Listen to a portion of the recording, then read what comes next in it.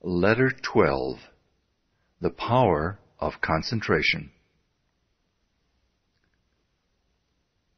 In the fourth paragraph of this letter, you'll find the following statement. You must first have the knowledge of your power. Second, the courage to dare. And third, the faith to do.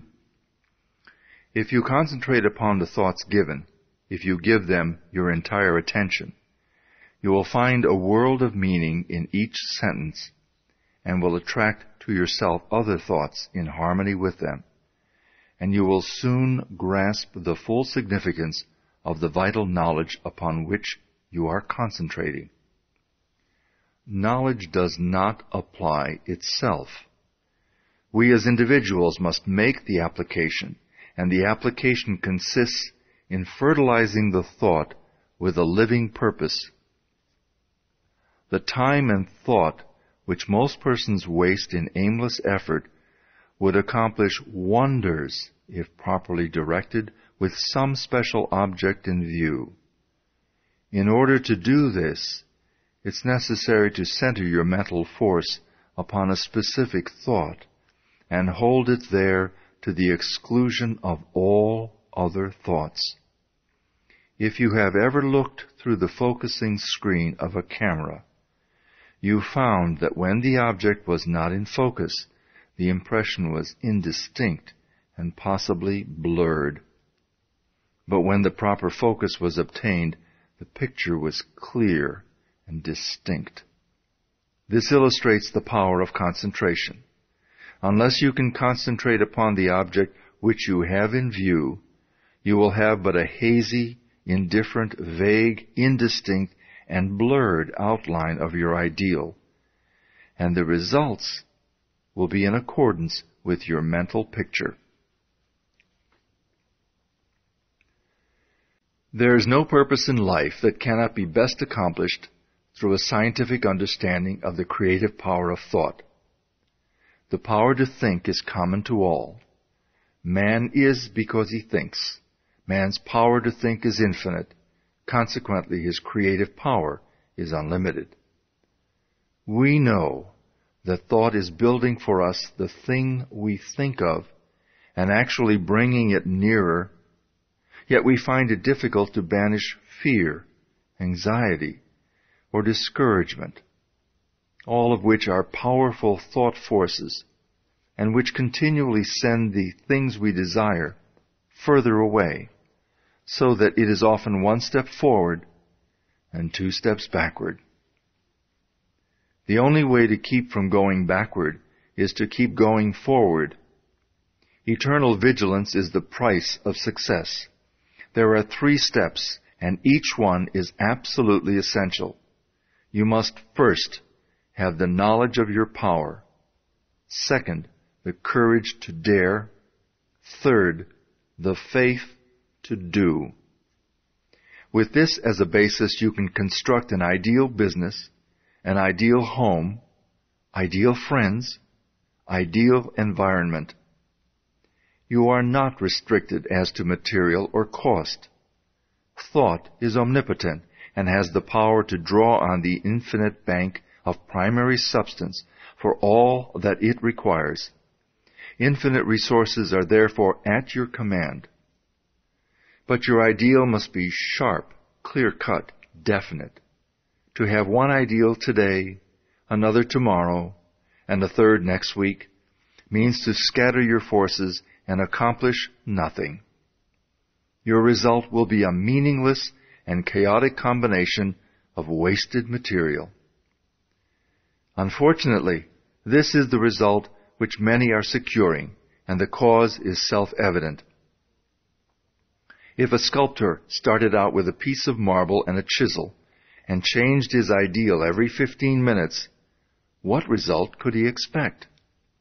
And why should you expect any different result in molding the greatest and most plastic of all substances, the only real substance? The result of this indecision and negative thought is often found in the loss of material wealth. Supposed independence, which required many years of toil and effort, suddenly disappears. It's often found then that money and property are not independence at all. On the contrary, the only independence is found to be a practical working knowledge of the creative power of thought. This practical working method cannot come to you until you learn that the only real power which you can have is the power to adjust yourself to divine and unchangeable principles. You cannot change the infinite, but you can come into an understanding of natural laws. The reward of this understanding is a conscious realization of your ability to adjust your thought faculties with the universal thought which is omnipresent. Your ability to cooperate with this omnipotence will indicate the degree of success with which you meet. The power of thought has many counterfeits, which are more or less fascinating, but the results are harmful instead of helpful. Of course, worry, fear, and all negative thoughts produce a crop after their own kind. Those who harbor thoughts of this kind must inevitably reap exactly what they have sown. Again, there are the phenomena seekers who gormandize on the so-called proofs and demonstrations obtained at materializing seances. They throw open their mental doors and soak themselves in the most poisonous currents which can be found in the psychic world. They do not seem to understand that it is the ability to become negative, receptive, and passive, and thus drain themselves of all their vital force, which enables them to bring about these vibratory thought forms.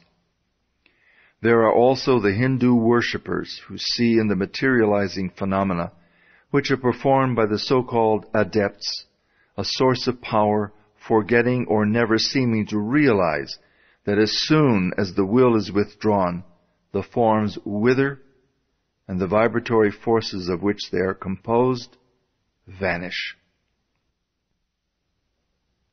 Telepathy, or thought transference, has received considerable attention, but as it requires a negative mental state on the part of the receiver, the practice is harmful. A thought may be sent with the intention of hearing or seeing, but it will bring the penalty attached to the inversion of the principle involved.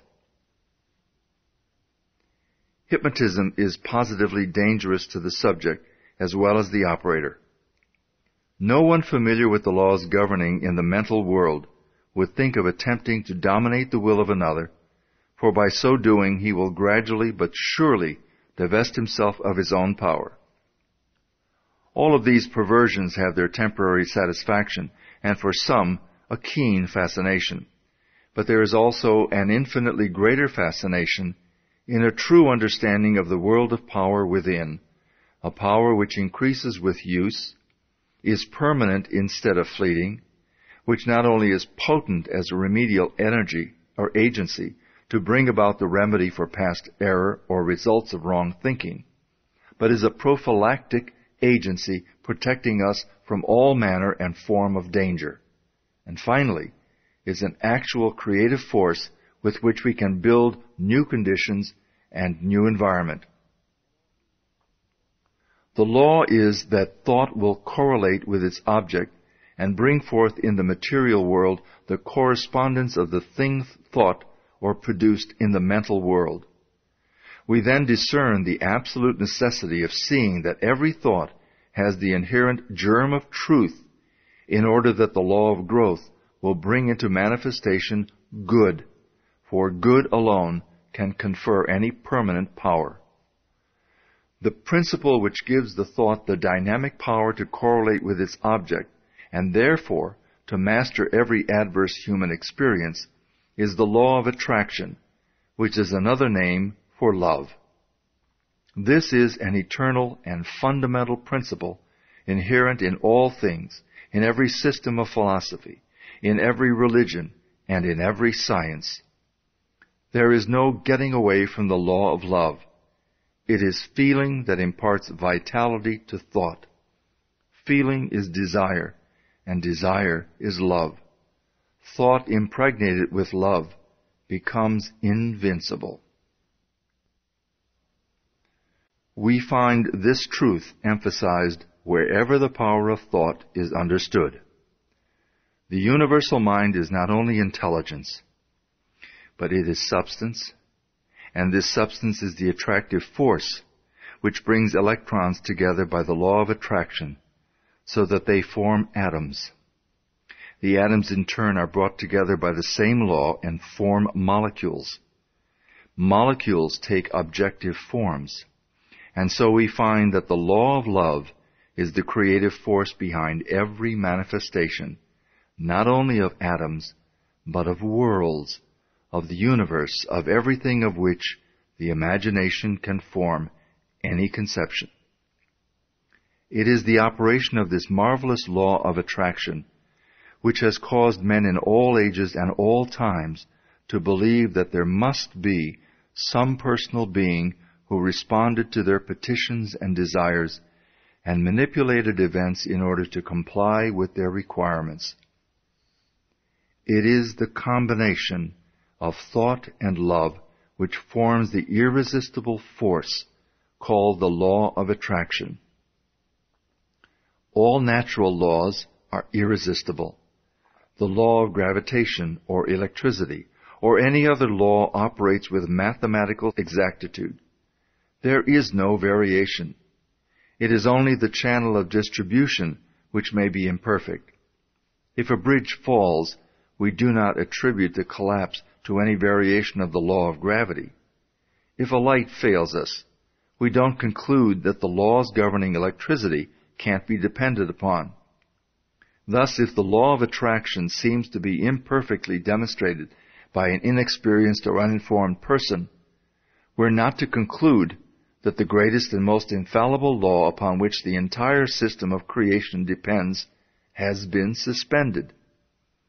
We should rather conclude that a little bit more understanding of the law is required, for the same reason that a correct solution of a difficult problem in mathematics is not always readily and easily obtained. Things are created in the mental or spiritual world before they appear in the outward act or event. By the simple process of governing our thought forces today, we help create the events which will come into our lives in the future, perhaps even tomorrow. Educated desire is the most potent means of bringing into action the law of attraction. Man is so constituted that he must first create the tools or implements by which he gains the power to think. The mind cannot comprehend an entirely new idea until a corresponding vibratory brain cell has been prepared to receive it. This explains why it's so difficult for us to receive or appreciate an entirely new idea. We have no brain cell capable of receiving it. We are therefore incredulous. We don't believe it. If therefore you have not been familiar with the omnipotence of the law of attraction and the scientific method by which it can be put into operation, or if you have not been familiar with the unlimited possibilities which it opens to those who are unable to take advantage of the resources it offers, begin now and create the necessary brain cells which will enable you to comprehend the unlimited powers which may be yours by cooperating with natural law. This is done by concentration or attention. The intention governs the attention. Power comes through repose. It is by concentration that deep thoughts, wise speech, and all forces of high potentiality are accomplished. It is in the silence that you get into touch with the omnipotent power of the subconscious mind from which all power is evolved. He who desires wisdom, power, permanent success of any kind will find it only within. It is an unfoldment. The unthinking may conclude that the silence is very simple and easily attained.